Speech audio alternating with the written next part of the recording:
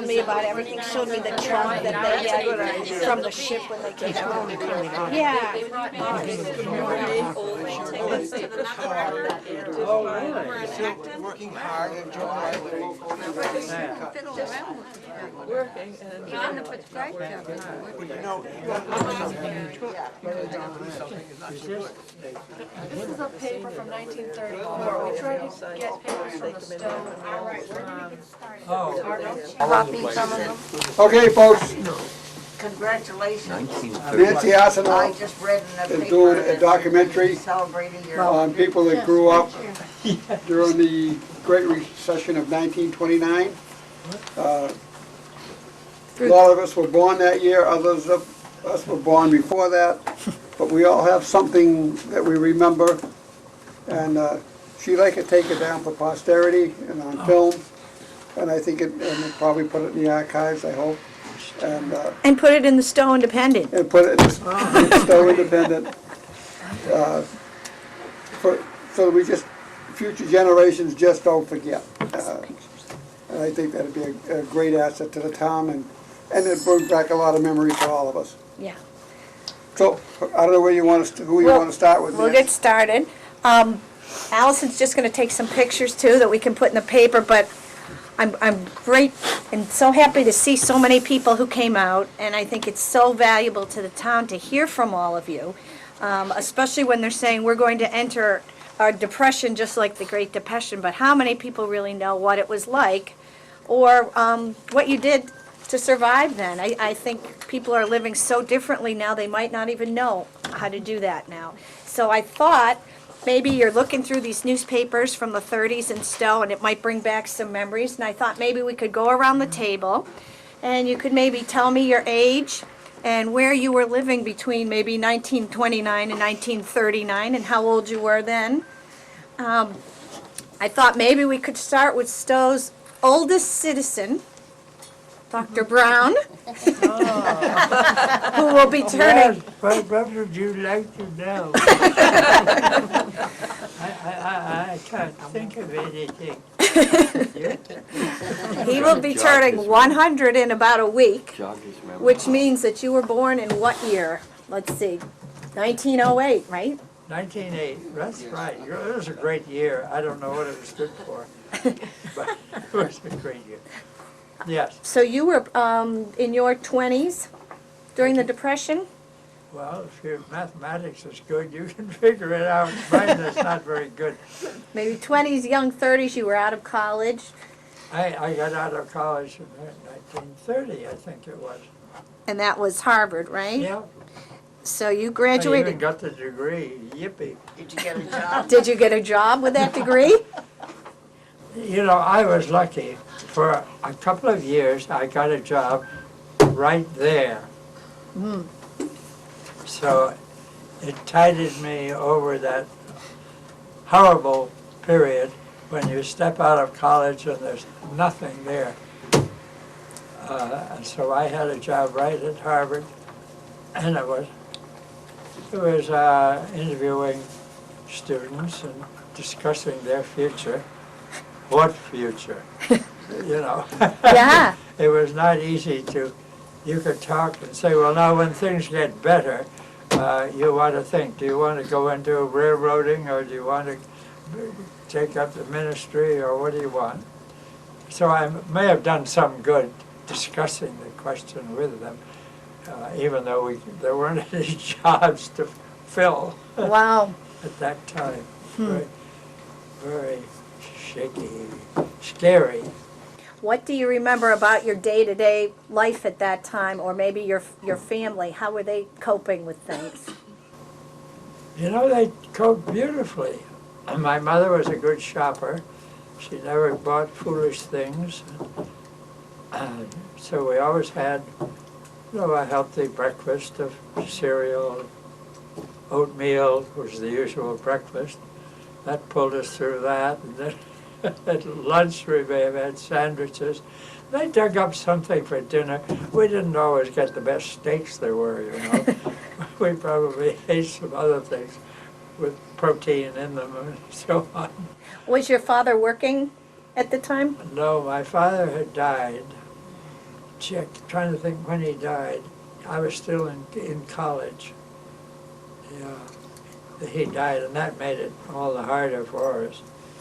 Because where is the income coming from? Right. He had put aside modest sum of money, but it would last us, you might say, through that period when I was floundering around saying, well, where can I get a job, you know? Now, were you living in the city at the time? Yeah, I was in Cambridge. I graduated from Harvard, and then I was right there in Cambridge in a very modest apartment. So you had to purchase all your food. You didn't have a garden or any way to provide your own food then, right? Well, the landlady lived in the left-hand lower suite, and I was 2 flights up. And my mother lived in Springfield, where I came from, and it got to be a bit too much for her to pay for it, and or for me to send her the money. I did send her money all those years from graduation until I decided, you'd better come down, we'll be in the same apartment, you know, just a few blocks away from Harvard Square. It was very nice because I had a lot of Harvard friends, and they would come over, and then I think it was Thursday nights, we had young people, young friends of mine come for dinner, and once they found out about it, if they happened to have friends, and it started, I think, with Chinese friends.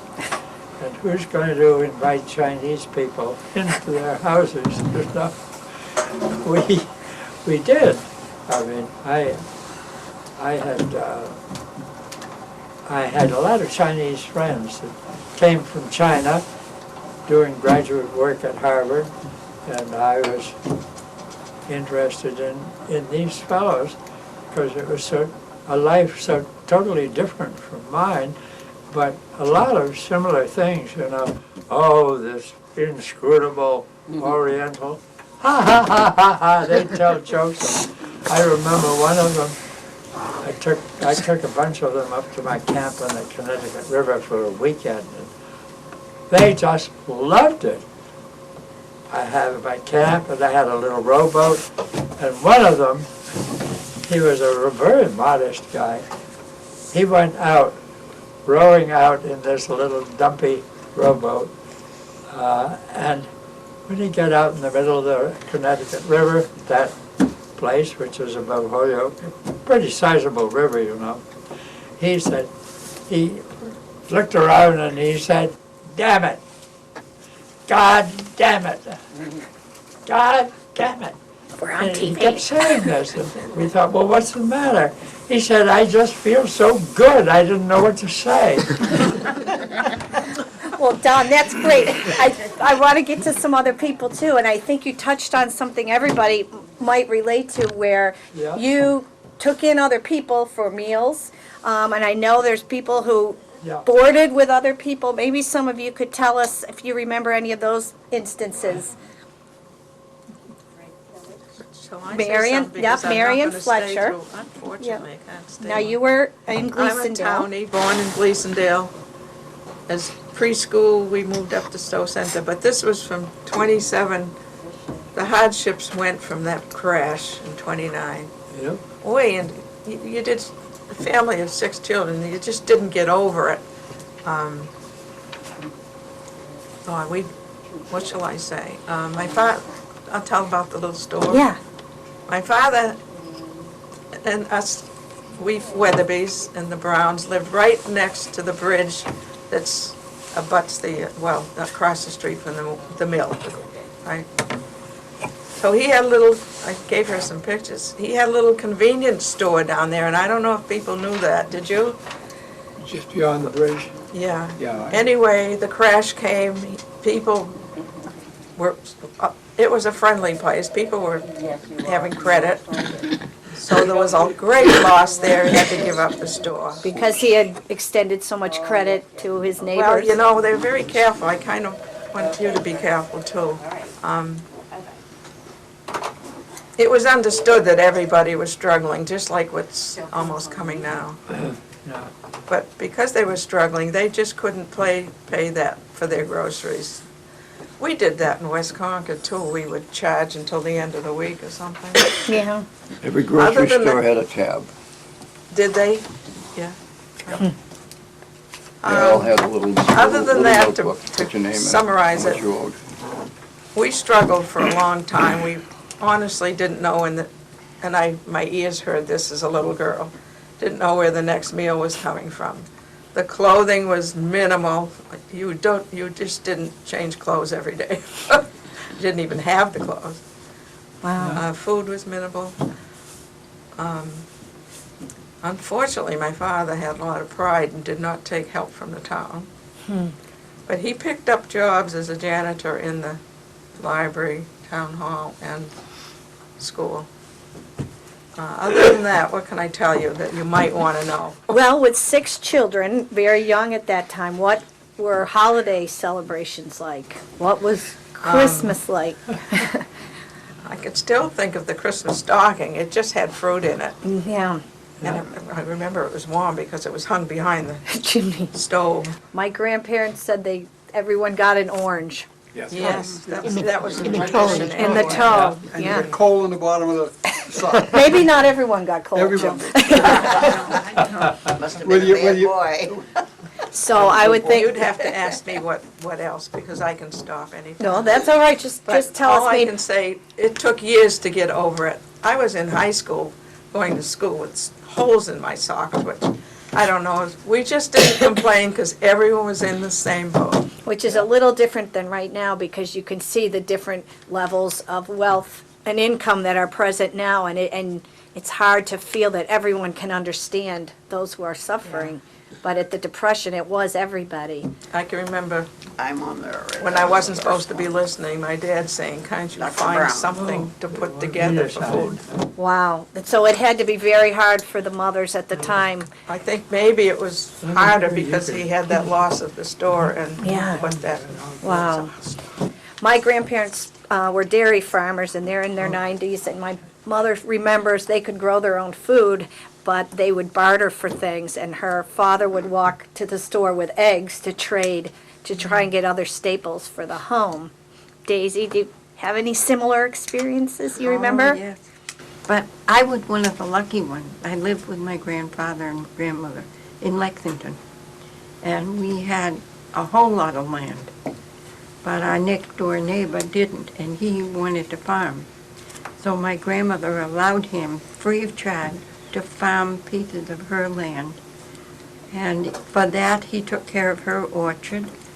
He provided us with milk and egg and all the vegetables we could eat. What do I have to put there? But what I remember most is our wardrobe. See, We had one on, one in the wash, and a Sunday best. Yeah. And that was it. I can't imagine kids today with just 3 outfits. And shoes were resold. Do you remember that? And sometimes if you didn't have the money to resole them, you put cardboard inside. Wow, everybody remembers that, huh? Yes. And I lived in the same town. And we had a big 14-room house. My father was a painter, and he was doing painting for the bank. And he got the house for practically nothing. And we had my grandmother and grandfather. We had a hired hand living there, and a retired nurse, and my brother and I, and mother and father. And it was a full house, and nobody had money. And we didn't know where our next meal was coming from. And on Sunday, my mother figured, well, no one's working on Sunday. So we had very skimpy meals. Oftentimes we had milk toast for supper, or pilot crackers with hot milk on them. Wow. And our milk was always half evaporated and half water. Really, to make it go further. And stocking, we wore them with holes, and my mother kept darning them. And actually, the stocking almost all died until she got through mending them. Wow, And we just never bought new stockings. boy. So, Yeah, but weren't we happy? yeah, Do you, That's do what you I look remember back on now. it and We there were are very, good very memories happy. despite the Yes. conditions? and we had, Yeah. my father couldn't heat the house a lot of times. We had a fireplace, and my mother always made it look like fun. Oh, we're gonna have a camp out night tonight. We'd get mattresses around the fireplace and burn what wood we had, and then roll up newspapers tight and burn those. Oh, so you, when you didn't even have enough firewood, you were creating it from Yes. newspapers? And then we went down cellar and broke up old furniture and stuff that was there. Wow. We burned that. And, we thought it was fun. Do you think people could even think of things like that today? Probably not. No. Wow. And we were lucky to get any food at all. Boy, wow. But he and his brother went hunting. We were neighbors. He and his brother went hunting. Yeah. Hunting in Lexington. Oh, yes. And, Well, Lexington at that time. And like the Stow year is that now. I remember was just before Thanksgiving, he and his brother and my brother went out, and they had caught a skunk in the trap.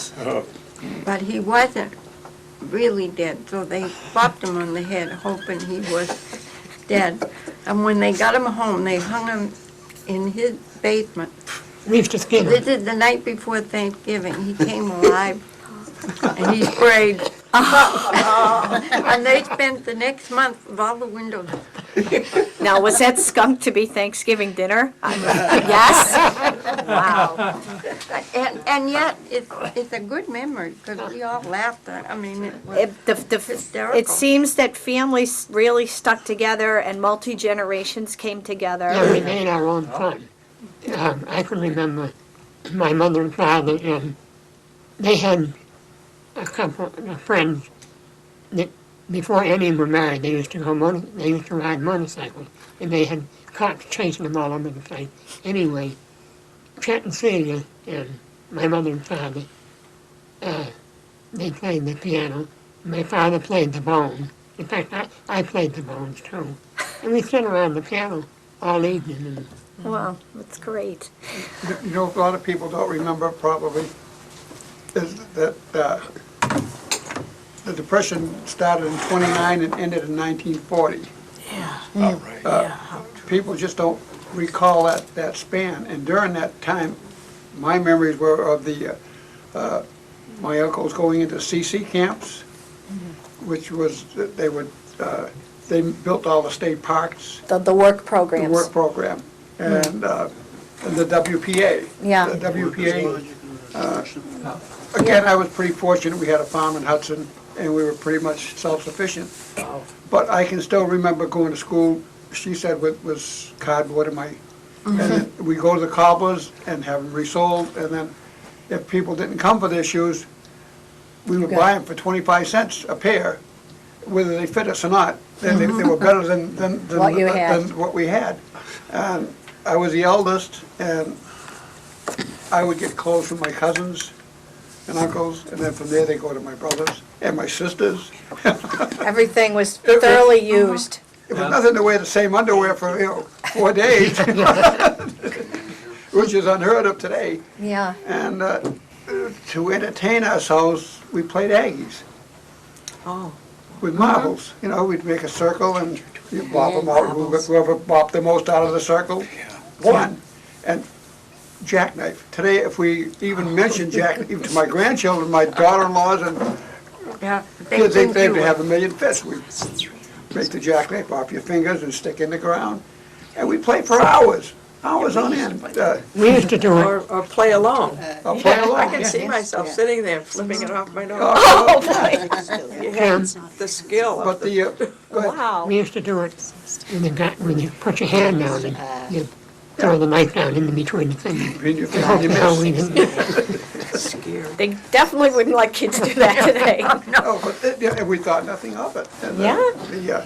And another thing, we all had chores. You mentioned chores to kids today, even my own kids, I used to have to beat them on the head to do chores, but back then it was expected. One of us did the dishwashing, Another one helped my mother with the laundry. Dishwashers. Another one helped the girls help with ironing, and it was automatic. It was done. And today, you can't impose that. They gotta go look at television, and they, children of today have no work ethic. Yeah. They don't bring that up in school today, that you have to work in order to make your way. Speaking of school, Dorothy was a school teacher, and I think, Dorothy, now you're 94, right? 95, and she was out in Ohio, right?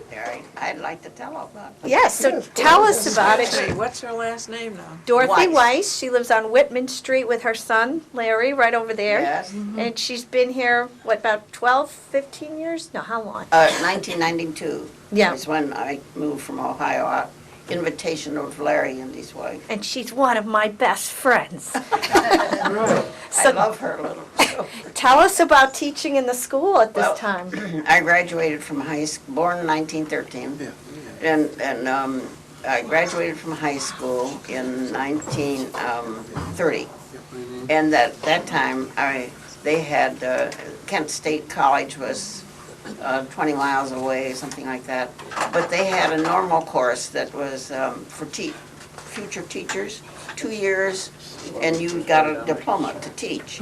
Okay, I was 16 when I graduated from high school. I was 18 when I graduated from college. I got my ready to teach, no job, yes. I finally was lucked onto one up by Cleveland, Ohio. And so I went to that room, got the job, okay. And when I saw the room, it was like this room. It had 60 desks in it. And I had 63 kids to start with, all of the fourth grade, half of the fifth grade, $100 a month. I paid $8.50 for board and room for 5 days, and I drove home for the weekends, and that was about 50 miles away in an old rattle-trap car. And gas was 35 cents a gallon at that time, or 15. 15. Yeah. 15, okay. And so I taught for 3 years, loved it. When the kids came, that room seemed to diminish in size, I don't know, and we got along fine. And anyway, I was very serious about this young man, my husband, Frank Weiss, and he was serious about me, and we wanted to get married, but you know, they didn't hire married teachers at that time, and so we eloped in my first year of teaching. And I never even told my parents. I don't think they're listening. And anyway, Frank was, we graduated together in high school.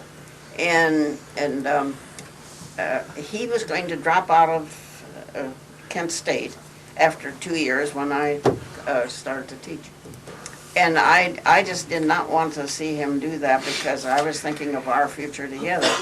And so that was one of the reasons that I really was interested in getting married right now, because then he would let me help him, but not otherwise, I think. What do you remember about the students in school at that time and their situations? Well, this was a suburb of Cleveland, and they had been wealthy people. It was a residential area. And these kids were all, you know, well-dressed enough, but a lot of their fathers at that time, the breadwinners, were out of work. And so they came, you know, they were always clean, I would say, and very well behaved. They respected their elders. They were, you know, some of them didn't like school necessarily, but they did, they had to work. And I was one of those who was interested in their learning. And so if they didn't learn in 6 hours, maybe sometimes I'd work with them a little bit after school, or take my noon hour to work with them. But the kids were wonderful, they really were. And the people I roomed with was a German family, Kepi, and her husband had been a traffic engineer in Cleveland. They had a beautiful home, and but he lost his job. Somebody moved into a higher up and fired him, and anyhow,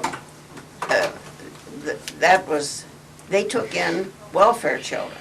Finally, the mother took in welfare children, paid very little bit a week, and she worked all the time. And then she decided to put an ad over on the school bulletin board, and I saw it there, and that's how I got my room with her, and with that family. And that was for, what did I say, $8.50 a week.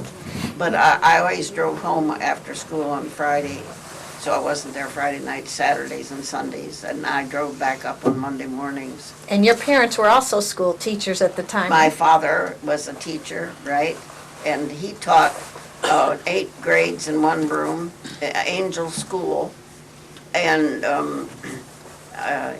he was the nurse, he was the janitor, he was everything that a teacher and your whole staff is. And he got $35 a month. And on that salary, he invited this wonderful lady, my mother in the future, to please marry him. And she said yes. Oh, he was also interested in being a minister. But she told me first, she said, no, I can't marry you, Fred, because if you're going to be a minister, I don't want to, you'll be a wonderful minister. But she said, they don't make any money, they give you potatoes and apples and so on. And she said, and I want a family. And so she said, if you teach, and what she had been doing, she said, then I would marry you. Well, that took care of that, all right. Well, that's great, Dorothy. Thank you. I thought Well, I maybe, want to tell you one more thing. okay. And so, after 3 years when I retired and Frank went through school, he didn't get a job with a 4-year, whatever, bachelor's degree. But I became pregnant after we were, announced our marriage, thank goodness, for a year or so. And I want you to know that that $1 million baby I had is the one who brought me here today for $35 at the hospital. That's a good deal. So that's- I was thinking, Mr. Martin, you could tell us a little bit about life at Honey Pot during that time. Now, you had just started the orchard up in the late 20s, right?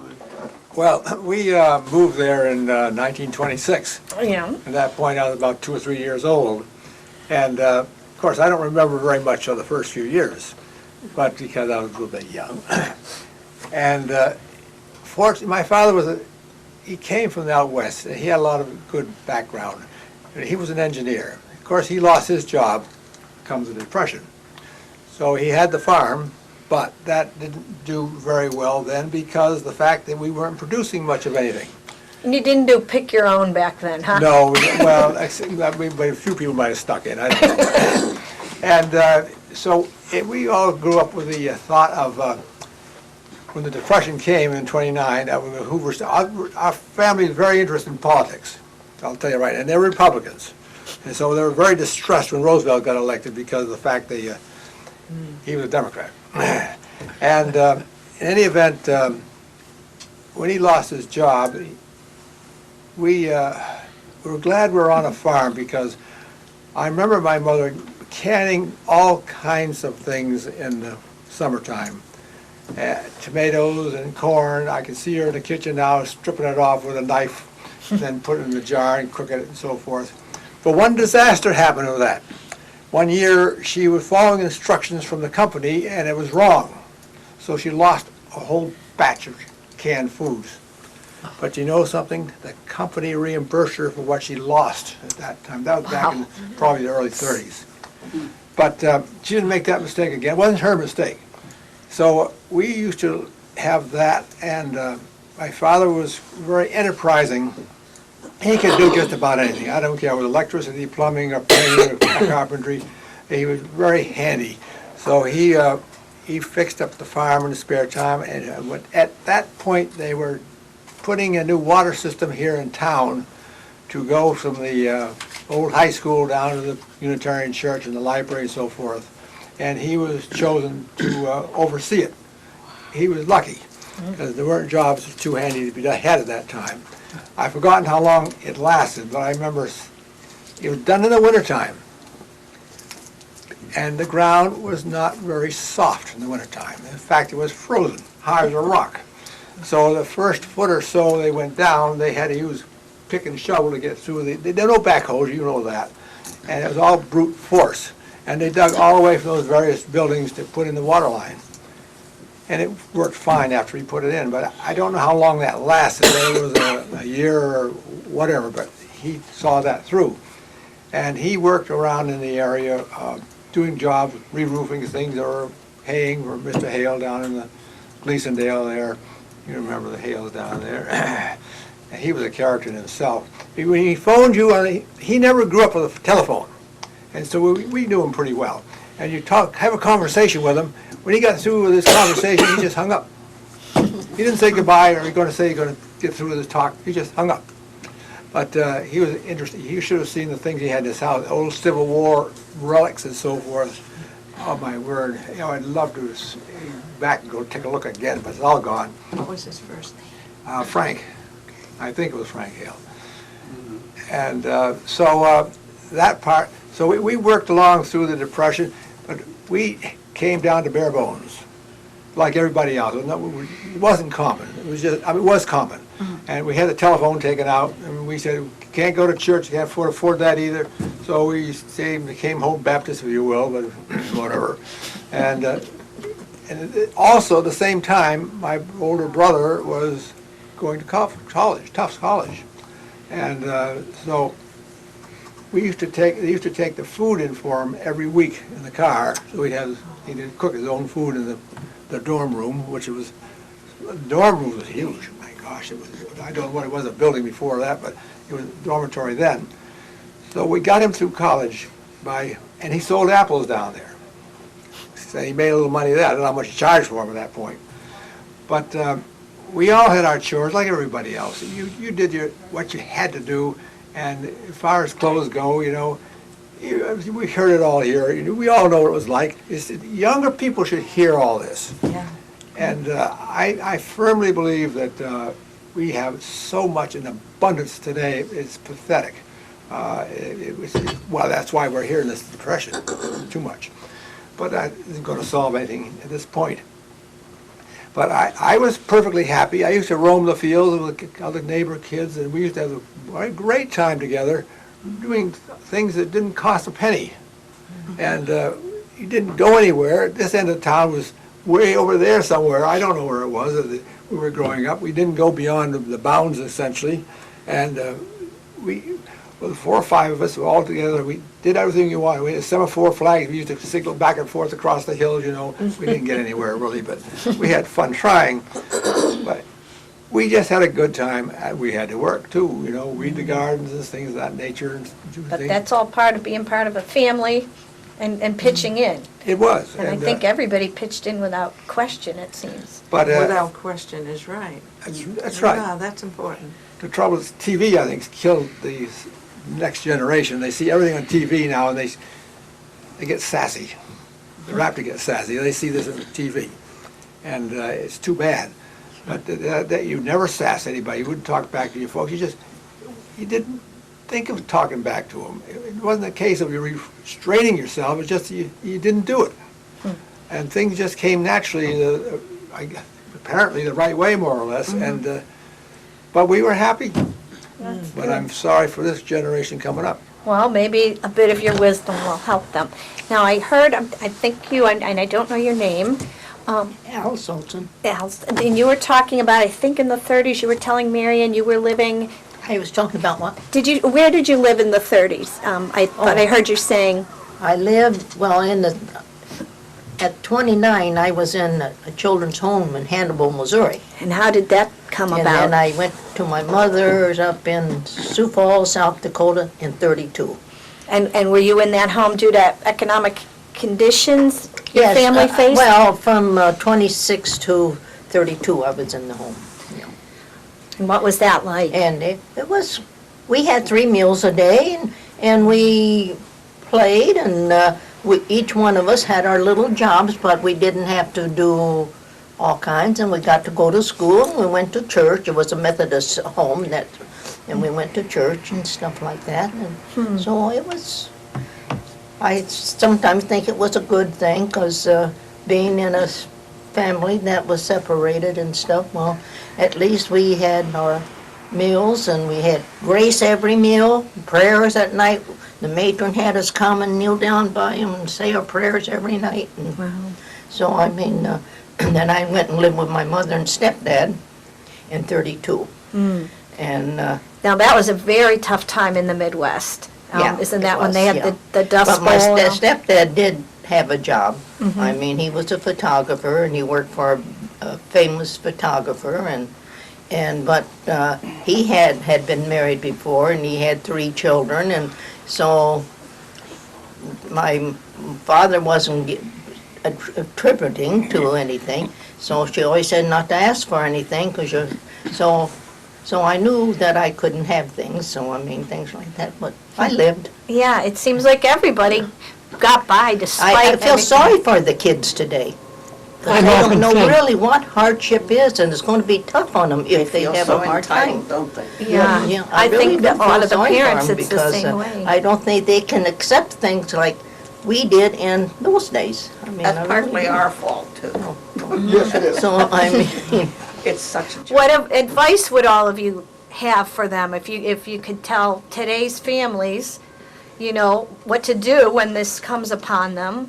I don't think they could believe all that. I mean, I don't think they can, they just, well, we have so much today. I don't think they could ever see a life without the things that they have today, really. It's going to be tough on them. I really do think. Well, you know, I think they should cut their credit cards up and only spend the money they got and not buy everything just because they want it. Well, I heard from my grandparents, of course, there were no credit cards then. Maybe you got extended a line of credit, but you paid it that week. People didn't even think to buy something that they couldn't pay cash for. Did you feel that was true? The little country, well, most the grocery store was a country store, and they would let you charge things. I know my mother and stepdad Yeah. charged groceries, but they would pay so much and Right. all like that. But I mean, so I know in those days, even with my stepdad having a job, well, we had, you know, was when there's 4 kids there and all that, it was kind of tough, so. I know if you're anything like my grandparents and my parents who are in their 80s, a lot of That's young. the mentality from that period has carried with you throughout your life, just to not waste and not buy extra things, save right. things.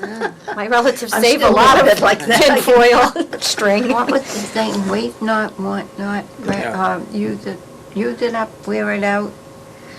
Then toss it out. Yeah. I mean, everything. Do you find you've still been living that same Well, way when throughout the- your life? Yeah, you never threw out a piece of cloth. You found another use for it. But you know, take Christmas time, just as an example. If I got a wind-up toy, and like they said, oranges or a banana, that's the only time we saw fruit. Yeah. Was it Yeah. Thanksgiving or a holiday, especially Christmas. And you get a stocking and you get a wind-up toy, and it was marvelous. Yeah. It was marvelous. Today, my grandchildren, my great-grandchildren, if I don't get them a DVD or a camera or an iPod, each one of them. And I say to myself, you know, am I nuts or are they nuts? And I don't know. That's, you know, and speaking of games and keeping entertainment, we used to play cowboys and Indians. Yeah. We'd run through the fields, slapping our sides like we're slapping them on. We'd do that for hours, and you'd be tired. And then you'd go to bed at 8 o'clock at night, and you'd sleep the whole night through. But, you know, if I ran through the fields doing that today, or up to the exhaustion there, everybody would think I was nuts. You'd be tired out, too. Huh? You'd be tired out Yes, also. he'd be tired up. I'm tired out now anyway. No ticks around either. Yeah, there were no No ticks ticks. around Jim either. No, there wasn't. No, I never had a tick on me when growing up. I'm often You saying want that this some? I got a company few. needs a good development. Here, here. I got They're bit. healthy. John, do you I have had any mine, too. memories Well, with your I parents? was kind of young during the Depression. I was born in '32, but I can recall Marion's father-in-law coming around probably around 1936 or so. Alvin Fletcher. Alvin Fletcher, delivering beef, government beef to the people, rice and cheese. Now, he must have had a job with the government, because this was up on Taylor, which is known as Taylor Road. It was known as Monkey Street at the time, for some peculiar reason.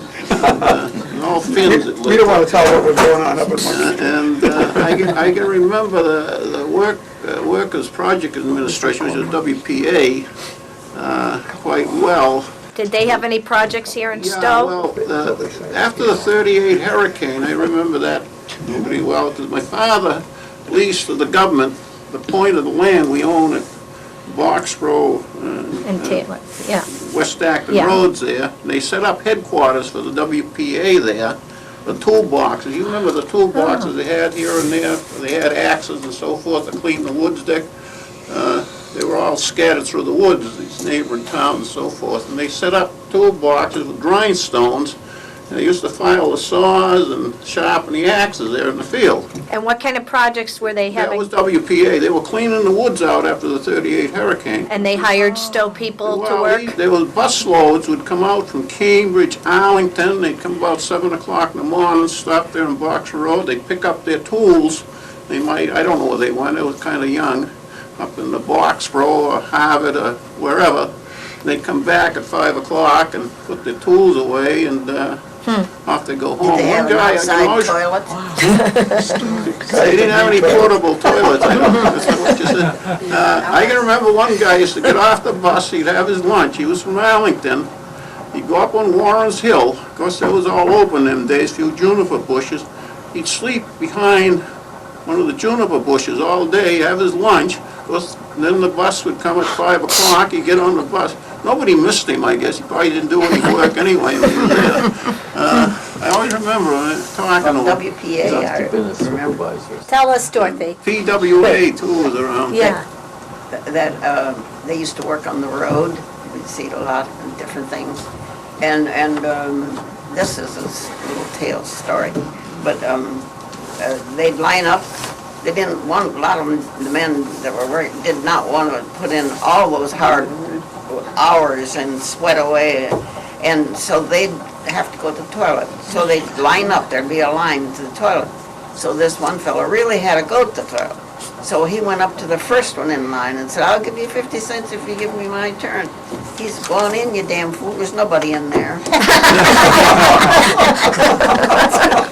I remember C.D. Fletcher used to hire a lot of people over there, cut cordwood.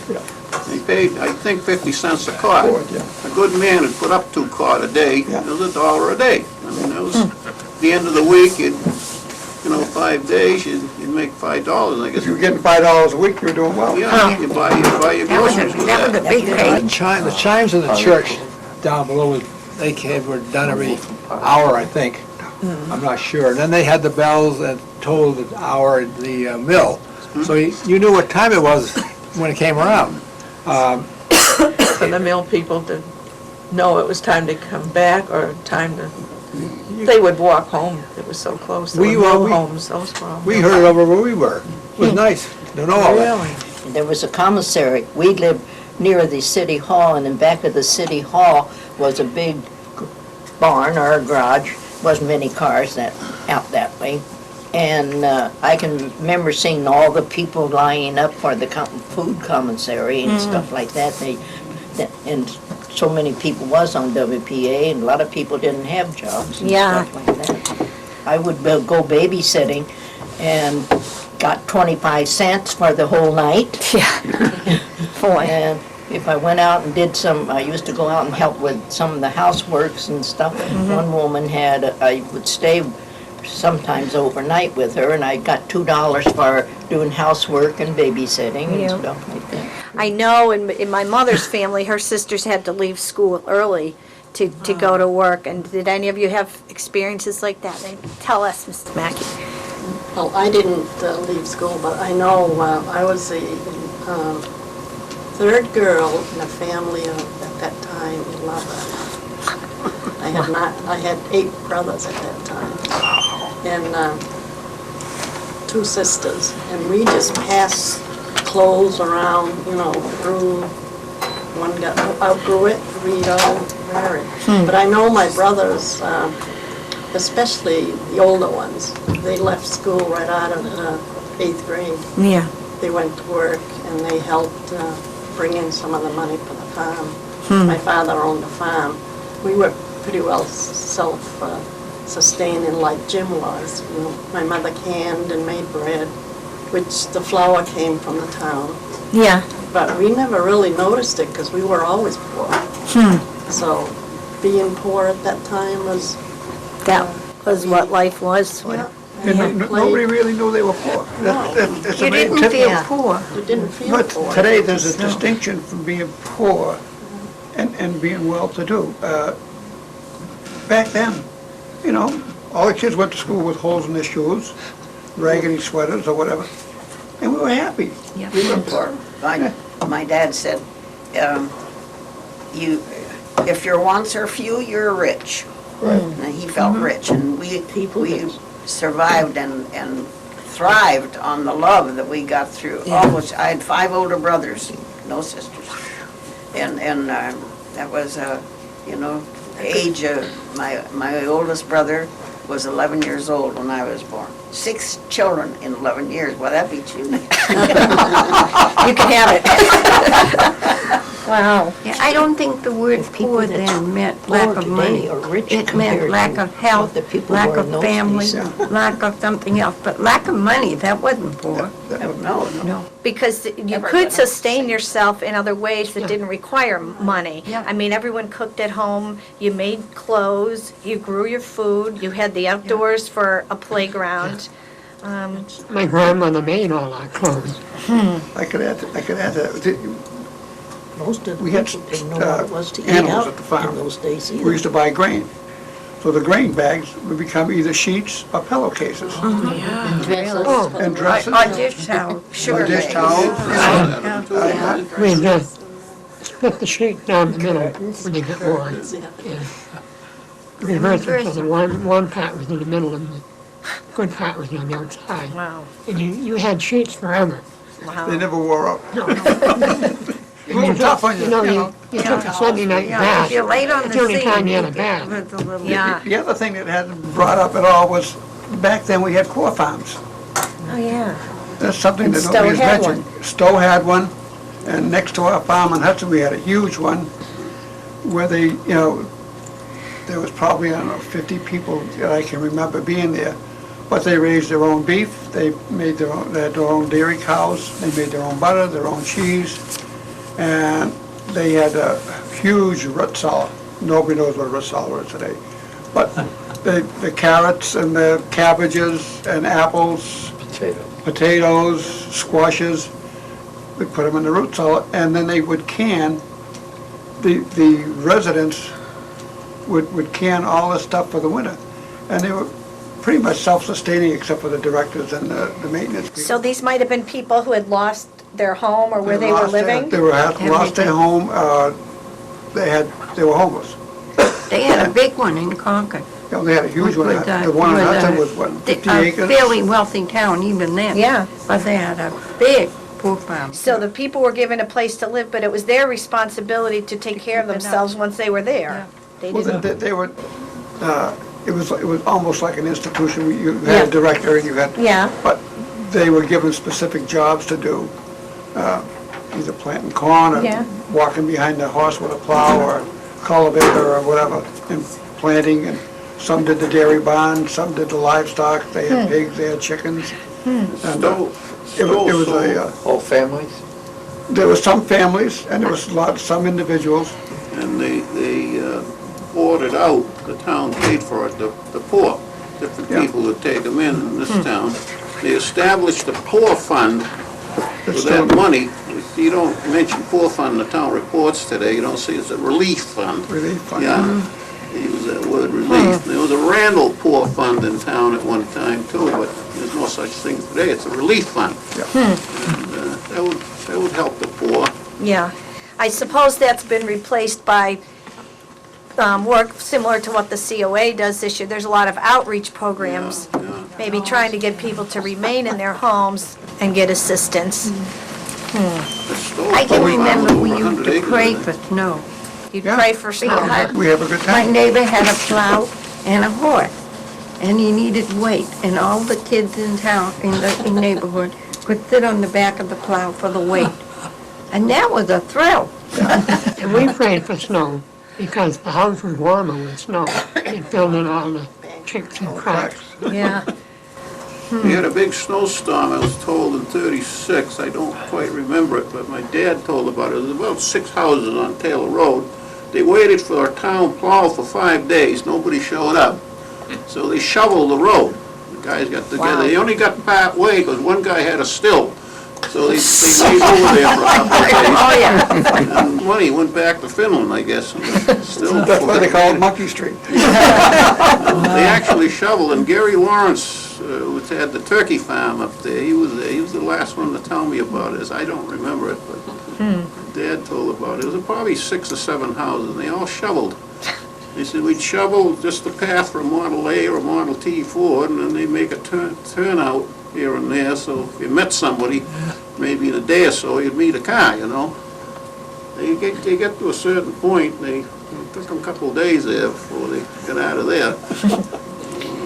Anybody I didn't speak to yet who's... Could I just add a little something? I was born in 1925, and I remember being poor. Before I was 4, that was the first time I really have a lot of information. So it was 29 when I was 4. And we had been living on Long Island. We moved to, my dad got a job upstate New York with the New York State Gas and Electric Corporation. So he was I was an only child, so perhaps I didn't suffer as much as others, but I remember never having any toys. I grew up with playing with pots and pans and cardboard boxes, and we lived in a walk-up, a third-floor walk-up, which was like a railroad-type apartment. And in the living room, there was no furniture except for a wind-up phonograph on the floor with paper records. And then I had a bedroom set, my mother and father had a bedroom set, and in the kitchen there was just a table and the chairs. And I remember getting the ice for the ice box. You put a card in the window if you wanted a quarter of a keg or a half a whatever. And then I remember my mom doing the wash with cold water and the scrub brush and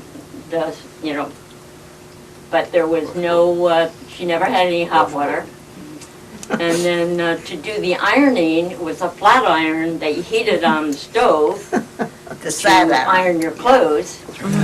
And she did have a sewing machine. It was an old-fashioned Singer that had the pedal. And my clothes were made out of, she would buy unbleached muslin. And that's how she made the curtains, she made bedspreads, she made my clothes. And with the clothes out of the unbleached muslin, she would put trim on it so that it would be attractive. And then when I was 5, I went to Catholic school, so I had uniform. But we never had a car. And if anybody knows anything about upstate New York, it's all hills. And you walked and walked and walked. So, I mean, it was like 45-degree angle hills. So, I remember. It was a lonely life because I was allowed to sit in the doorway of our apartment, but there weren't very many children around. So, I can remember. Well, thank you. Let's see, we haven't heard from you right there. What is your name? I'm Paula Rainey. I grew up in Worcester, and I remember my father worked only 3 days a week. And then I think it must have been after President Roosevelt got in, they had some kind of a program. It was NRA or something. I really don't. Oh, was that it? And my mother got a job working 3 days a week sewing. They used to sew clothes for the poor people. And then when I was in kindergarten, I think it was, there was a huge poor farm in Worcester. And for a field trip, we went to the poor farm, and they gave all the kids milk to drink at the poor farm. Wow, and that was the treat, huh? Wow, thank you. Let's see, and I don't think we heard from you yet. Yes, what is your name? Dave Brewer. Hi, Dave. David. I think it's Helen that you, I originally grew up in Plymouth, thought it was town Helen of that you, Plymouth. because I hadn't heard My from her. father came from England. And, well, I don't know. And you were on a farm also? What? You were on a farm at the time? Oh, I've worked on farms. I mean, the whole south side of Plymouth was all farmland. My father, he worked taking care of a summer home for a wealthy family. And they were in Boston. I mean, they were the hornblowers. And they were, hornblower was at Weeks with investors in the investment business. Stock market. Someone's was a little So, but my father was a caretaker of their estate, one of the families. Yeah, so at least he had some employment then, too. Oh, yeah, once he worked there, he worked in 2 or 3 factories around Plymouth when he was young. When he got old, when he got the opportunity, he went to work for this family. They must have advertised need for somebody, and this was our family background. I mean, he worked it all his life, and I grew up in his house, which we could see that wealthy family's house on top of a hill in the back of our house. Wow. So it was a nice That's spot. It good. was a real beautiful country. Thank And you. Plymouth is a real country town. Yeah. Thank you. Helen, is there anything you wanted to add that you might have thought of? No? And I think we've got you next. And I know you're a Stow native, right? Think about it. 1968 into 69, Okay. September of 69. Do you have any memories of your... Come from Boston, Yeah. born and raised in Alson, Brighton, but I did a spat of Hartford, Connecticut, Springfield. 38 hurricane, I was there. September of 38, I was in Springfield. And because of the Springfield hurricane, my father was forced to quit his job, and he had his own trucking business. And we moved to Hartford. And we lived in Hartford till 42.